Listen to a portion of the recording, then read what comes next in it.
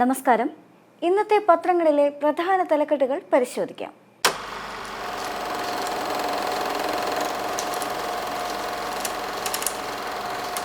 ആദ്യം മാതൃഭൂമിയാണ്. മാതൃഭൂമിയിലേക്ക് വരുമ്പോൾ വലിയ പ്രാധാന്യത്തിൽ നൽകിയിരിക്കുന്ന വാർത്ത സമ്പൽപ്പള്ളി സർവേയുമായി ബന്ധപ്പെട്ട വാർത്തയാണ്. സമ്പൽപ്പള്ളി സർവേ തുടർ നടപടി തടഞ്ഞു എന്ന് പറഞ്ഞുകൊണ്ടാണ് വാർത്ത വരുന്നത്. വാർത്തയിലേക്ക് വരുമ്പോൾ രണ്ട് ഹൈലൈറ്റുകൾ നൽകിയിട്ടുണ്ട്. ഒന്ന്, പള്ളി കമ്മിറ്റി ഹൈക്കോടതിയെ സമീപിക്കണമെന്ന് സുപ്രീം കോടതി. മറ്റൊന്ന്, അതുവരെ സർവേ ഉത്തരവിൽ നടപടി പാടില്ല എന്ന് പറഞ്ഞുകൊണ്ടുള്ളതാണ് രണ്ട് ഹൈലൈറ്റ് നൽകിയിട്ടുള്ളത്. മറ്റൊന്ന്, സുപ്രീം കോടതി പറഞ്ഞത് എന്തെല്ലാമാണ് എന്ന് പറഞ്ഞുകൊണ്ട് ചില ബുള്ളറ്റിനുകളായി നൽകിയിട്ടുണ്ട്. അതുകൂടാതെ തന്നെ മസ്ജിദിൽ നിന്നും പ്രാർത്ഥന കഴിഞ്ഞ് ഇറങ്ങുന്ന വിശ്വാസികളെയും കനത്ത സുരക്ഷ ഏർപ്പെടുത്തിയതുമായി ബന്ധപ്പെട്ടുള്ള ഒരു ചിത്രവും പങ്കുവച്ചിട്ടുണ്ട്. ഇനി വാർത്തയിലേക്ക് വരുമ്പോൾ, ഉത്തർപ്രദേശിലെ സമ്പൽ ഷാഹി ജുമാ മസ്ജിദിൽ സർവേ നടത്താനുള്ള ഉത്തരവിലെ തുടർ നടപടി താൽക്കാലികമായി നിർത്തിവെക്കാൻ വിചാരണ കോടതിയോട് സുപ്രീം കോടതി ആവശ്യപ്പെട്ടു എന്ന് പറഞ്ഞുകൊണ്ടാണ് വാർത്ത പുരോഗമിക്കുന്നത്. മറ്റു വാർത്തകളിലേക്ക് വരുമ്പോൾ, കൊടകരയിൽ തുടരന്വേഷണം എന്ന് പറഞ്ഞുകൊണ്ട് കൊടകര കുഴൽപ്പണക്കേസുമായി ബന്ധപ്പെട്ട വാർത്ത നൽകിയിട്ടുണ്ട്. കൊടകര കുഴൽപ്പണക്കേസിൽ തുടരന്വേഷണത്തിന് ഇരിഞ്ഞാലക്കുട അഡീഷണൽ സെഷൻസ് കോടതി അനുമതി നൽകി എന്ന് പറഞ്ഞുകൊണ്ടാണ് വാർത്ത തുടങ്ങുന്നത്. മറ്റൊന്ന്, മാതൃഭൂമിയിൽ പങ്കുവച്ചിട്ടുള്ള ഒരു ചിത്രമാണ്. അതായത് എഴുന്നള്ളിപ്പിന് ആനകൾ തമ്മിൽ 4 വശത്തു നിന്നും 3 മീറ്റർ അകലം വേണമെന്ന കോടതി വിധിയെ തുടർന്ന് തൃപ്പൂണിത്തുറ ക്ഷേത്രത്തിൽ എഴുന്നള്ളത്തുമായി ബന്ധപ്പെട്ട ഒരു ചിത്രം പങ്കുവെച്ചുകൊണ്ടാണ് ആ വാർത്ത നൽകിയിട്ടുള്ളത്. മറ്റൊന്ന്, കാട്ടിൽ പ്ലാസ്റ്റിക് ഇട്ട് കഴിഞ്ഞാൽ പിഴ 25,000 വരെ എന്ന് പറഞ്ഞുകൊണ്ടുള്ള വനനിയമം ഭേദഗതി ചെയ്യുന്നതുമായി ബന്ധപ്പെട്ട ഒരു വാർത്തയാണ്. മറ്റൊന്ന്, ഡിജിറ്റൽ സർവകലാശാല VC നിയമനത്തിനും സ്റ്റേ ഇല്ല എന്ന് പറഞ്ഞുകൊണ്ട് ചാൻസലർക്കും ഡോക്ടർ സിസ തോമസിനും നോട്ടീസ് എന്ന് പറഞ്ഞുകൊണ്ടുള്ള ഒരു വാർത്തയാണ്. ഡിജിറ്റൽ സർവകലാശാല താൽക്കാലിക വൈസ് ചാൻസലറായ ഡോക്ടർ സിസ തോമസിനെ നിയമിച്ച ഗവർണറുടെ നടപടി ചോദ്യം ചെയ്തും സർക്കാർ ഹൈക്കോടതിയിലെത്തി എന്ന് പറഞ്ഞുകൊണ്ടാണ് വാർത്ത പുരോഗമിക്കുന്നത്. ഇനി അടുത്ത ദേശാഭിമാനിയാണ്. ദേശാഭിമാനിയിലേക്ക് വരുമ്പോൾ വലിയ പ്രാധാന്യത്തിൽ നൽകിയിരിക്കുന്ന വാർത്ത കുഴൽപ്പണവുമായി ബന്ധപ്പെട്ട വാർത്തയാണ്.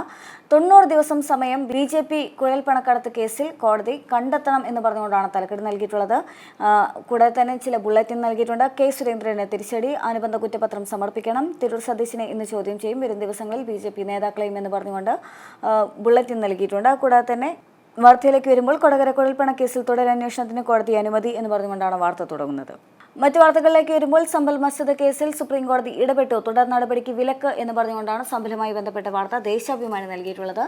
മറ്റു വാർത്തകളിലേക്ക് വന്നാൽ, കുത്തനെ ഇടിഞ്ഞ് GDP വളർച്ച എന്ന് പറഞ്ഞുകൊണ്ടുള്ള വാർത്ത നൽകിയിട്ടുണ്ട്. ഇന്ത്യയുടെ ആഭ്യന്തര ഉൽപ്പാദന വളർച്ചാ നിരക്ക് കുത്തനെ ഇടിഞ്ഞു എന്ന് പറഞ്ഞുകൊണ്ടാണ് ആ വാർത്ത നൽകിയിട്ടുള്ളത്.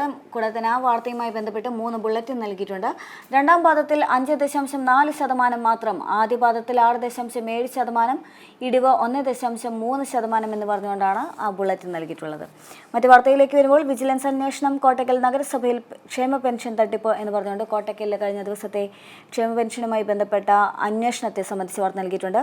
UDF ഭരിക്കുന്ന മലപ്പുറം കോട്ടക്കൽ നഗരസഭ 7ാം വാർഡിൽ അനർഹർ സാമൂഹ്യ സുരക്ഷാ പെൻഷൻ കൈപ്പറ്റുന്നത് വിജിലൻസ് അന്വേഷിക്കും എന്ന് പറഞ്ഞുകൊണ്ടാണ് വാർത്ത പുരോഗമിക്കുന്നത്. മറ്റു വാർത്തകളിലേക്ക് വരുമ്പോൾ, ഗവർണർ സംഘപരിവാറിന്റെ കോടാലി കൈ, UDF നിലപാട് വ്യക്തമാക്കണമെന്ന് പറഞ്ഞുകൊണ്ട് ഗവർണറുമായി ബന്ധപ്പെട്ടൊരു വാർത്ത നൽകുന്നുണ്ട്. കേരളത്തിലെ സർവകലാശാലകളെയും വിദ്യാഭ്യാസ മേഖലയും കാവ്യവൽക്കരിക്കാൻ ഗവർണറുടെ മുന്നിൽ നടത്തിക്കൊണ്ടുള്ള സംഘപരിവാർ ശ്രമത്തെ ഒറ്റക്കെട്ടായി പ്രതിരോധിക്കുമെന്ന CPI സംസ്ഥാന സെക്രട്ടറി MV ഗോവിന്ദന്റെ വാക്കുകളാണ് ആ വാർത്തയിൽ ഇടം പിടിച്ചിരിക്കുന്നത്.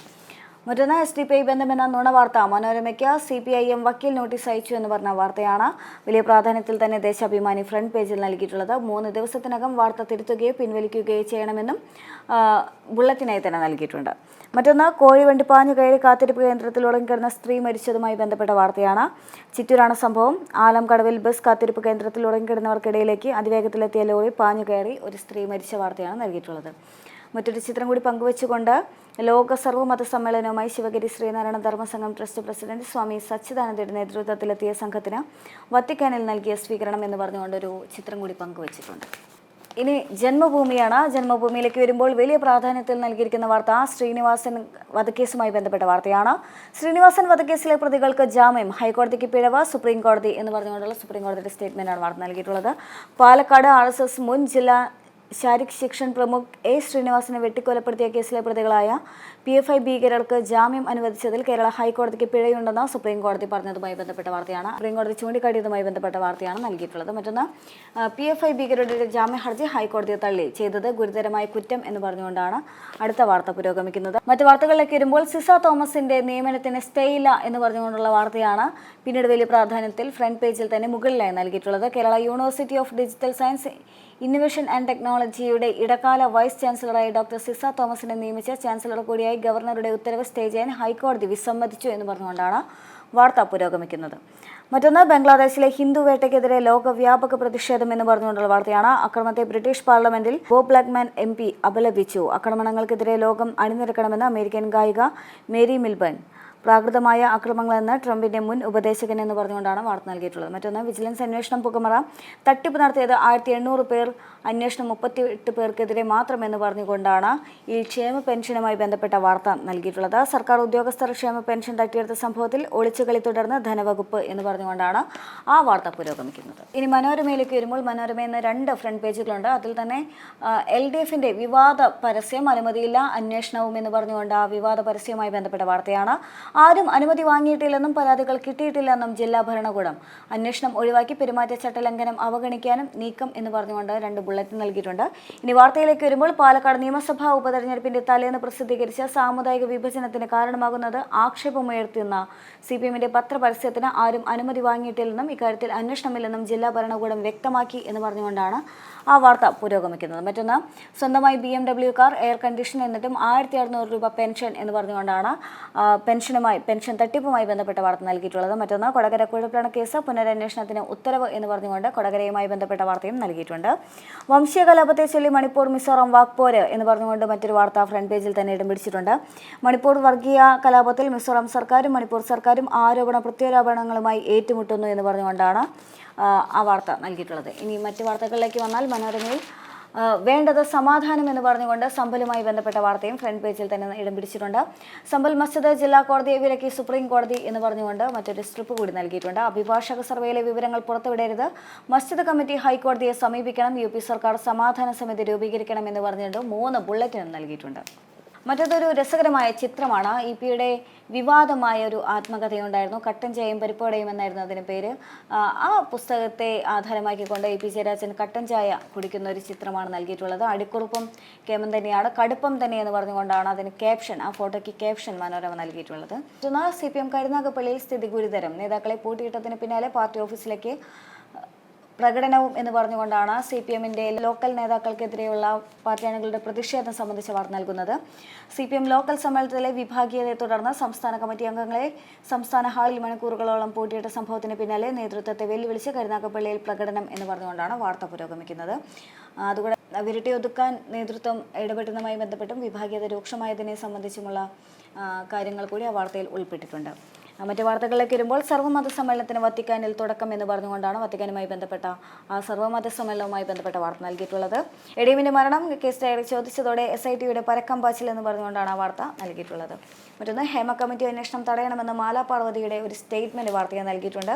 സുപ്രീം കോടതിയിൽ ഹർജി എതിർത്ത WCC മൊഴി നൽകിയത് അക്കാദമിക താല്പര്യം കാരണമെന്ന് നടി എന്ന് പറഞ്ഞുകൊണ്ടാണ് ആ വാർത്ത നൽകിയിട്ടുള്ളത്. മറ്റൊന്ന് സജി ചെറിയാനെതിരെ അന്വേഷണം, ക്രൈംബ്രാഞ്ച് സംഘം രൂപീകരിച്ചു എന്ന് പറഞ്ഞുകൊണ്ടുള്ള വാർത്തയാണ്. ക്രൈംബ്രാഞ്ച് കൊല്ലം SP സുരേഷ് കുമാറിന് അന്വേഷണ ചുമതല എന്ന് പറഞ്ഞുകൊണ്ടാണ് ആ വാർത്ത പുരോഗമിക്കുന്നത്. കേരള കൗമുദിയാണ്. കേരള കൗമുദിയിലേക്ക് വരുമ്പോൾ വലിയ പ്രാധാന്യത്തിൽ നൽകിയിരിക്കുന്ന വാർത്ത ക്ഷേമ പെൻഷനുമായി ബന്ധപ്പെട്ട വാർത്ത തന്നെയാണ്. തലക്കെട്ട് വരുന്നത് ക്ഷേമ പെൻഷൻ തട്ടിപ്പിൽ അയഞ്ഞ അന്വേഷണം, തട്ടിപ്പുകാർ പിന്മാറണമെന്ന് സർക്കാരിന്റെ അഭ്യർത്ഥന എന്ന് പറഞ്ഞുകൊണ്ടാണ്. എന്തുകൊണ്ട് അന്വേഷണം ശക്തമാകുന്നില്ല എന്ന് ചോദിച്ചുകൊണ്ട് 2 പ്രത്യേക പോയിന്റുകൾ പെട്ടെന്ന് ഹൈലൈറ്റ് ചെയ്ത് തന്നെ നൽകിയിട്ടുണ്ട്. മറ്റൊന്ന് കോട്ടക്കലിൽ BMW കാറുണ്ടായിട്ടും ക്ഷേമ പെൻഷൻ എന്ന് പറഞ്ഞുള്ള വാർത്ത സബ് സ്റ്റോറിയെ നൽകിയിട്ടുണ്ട്. വിജിലൻസ് അന്വേഷണം കോട്ടക്കൽ നഗരസഭയിൽ മാത്രം എന്ന് പറഞ്ഞുകൊണ്ട് മറ്റൊരു ഹൈലൈറ്റ് കൂടി നൽകിയിട്ടുണ്ട്. മറ്റു വാർത്തകളിലേക്ക് വരുമ്പോൾ മാർപ്പാപ്പയുടെ അനുഗ്രഹ പ്രഭാഷണവും സർവ്വമത സമ്മേളനവും ഇന്ന് എന്ന് പറഞ്ഞുകൊണ്ട് ശിവഗിരി സന്യാസ സംഘത്തിന് റോമിൽ ഉജ്ജ്വല വരവേൽപ്പ് എന്ന് പറഞ്ഞുകൊണ്ട് തലക്കെട്ട് നൽകിക്കൊണ്ടാണ് വത്തിക്കാനിൽ നടക്കുന്ന സർവ്വമത സമ്മേളനത്തെ സംബന്ധിച്ച വാർത്ത നൽകുന്നത്.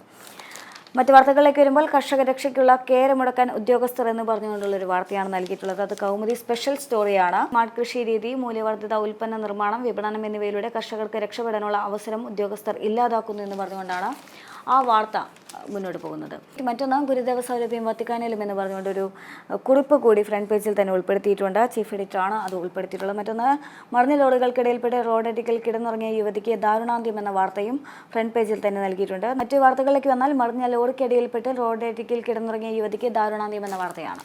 അടുത്തത് ദീപികയാണ്. ദീപികയിലേക്ക് വരുമ്പോൾ ദീപിക വലിയ പ്രാധാന്യത്തിൽ നൽകിയിരിക്കുന്ന വാർത്ത സമ്പലുമായി ബന്ധപ്പെട്ട വാർത്തയാണ്. സമ്പലിൽ സമാധാനം വേണമെന്ന സുപ്രീം കോടതിയുടെ വാക്കുകളാണ് തലക്കെട്ടായി നൽകിയിട്ടുള്ളത്. ഇരു വിഭാഗങ്ങളെയും ഉൾപ്പെടുത്തി സമാധാന സമിതി രൂപീകരിക്കണം, ഒരു ഉത്തരവും പുറപ്പെടുവിക്കരുതെന്ന് സിവിൽ കോടതിക്ക് നിർദ്ദേശം എന്ന് പറഞ്ഞുകൊണ്ടാണ് വാർത്ത നൽകിയിട്ടുള്ളത്. കർശന നിർദ്ദേശവുമായി സുപ്രീം കോടതി എന്നുകൂടി ഒരു തലക്കെട്ടിൽ ഉൾപ്പെടുത്തിയിട്ടുണ്ട്.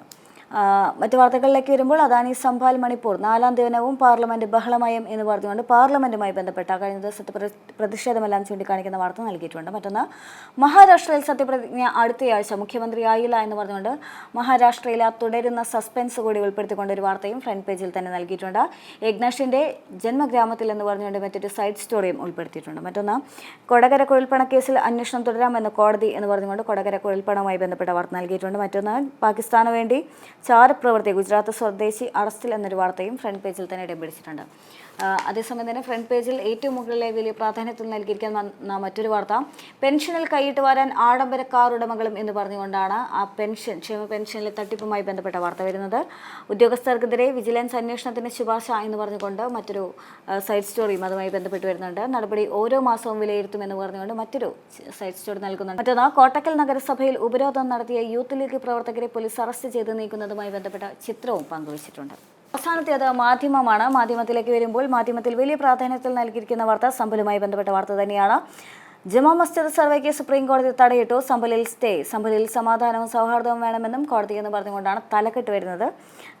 വാർത്തകളിലേക്ക് വന്നാൽ, സമ്പലിൽ ജുമാ നമസ്കാരത്തിന് സുരക്ഷയൊരുക്കാനെത്തിയ പോലീസും വിശ്വാസികളും സംഭാഷണത്തിൽ എന്ന് പറഞ്ഞുകൊണ്ട് ചിത്രം കൂടി പങ്കുവച്ചിട്ടുണ്ട്. മറ്റൊന്ന്, നാട് കാത്തിരുന്നു കാട് കാത്തു എന്ന് പറഞ്ഞുകൊണ്ടാണ് വനത്തിൽ കാണാതായ 3 സ്ത്രീകളെ സംബന്ധിച്ച വാർത്ത നൽകിയിട്ടുള്ളത്. രസകരമായ തലക്കെട്ട് തന്നെയാണ്. നാട് കാത്തിരിക്കുകയായിരുന്നു, പക്ഷേ കാട് അവരെ കാത്തു എന്ന് പറഞ്ഞുകൊണ്ടുള്ള രസകരമായ തലക്കെട്ടോടുകൂടി തന്നെയാണ് മാധ്യമം ആ വാർത്ത എടുത്തിട്ടുള്ളത്. കാണാതായ സ്ത്രീകളെ വനത്തിൽ നിന്ന് പുറത്തെത്തിച്ചപ്പോഴുള്ള ചിത്രങ്ങളും പങ്കുവച്ചിട്ടുണ്ട്. മറ്റു വാർത്തകളിലേക്ക് വന്നാൽ, വിഭാഗീയത തെരുവിൽ എന്ന് പറഞ്ഞുകൊണ്ടാണ് CPM കരുനാഗപ്പള്ളി ഏരിയ കമ്മിറ്റി ഓഫീസിലേക്ക് പാർട്ടി പ്രവർത്തകർ മാർച്ച് നടത്തിയ ചിത്രം കൂടി പങ്കുവച്ചുകൊണ്ട് ആ വാർത്ത നൽകിയിട്ടുള്ളത്. ഇത്രയുമാണ് ഇന്നത്തെ പത്രങ്ങളിലെ പ്രധാന തലക്കെട്ടുകൾ.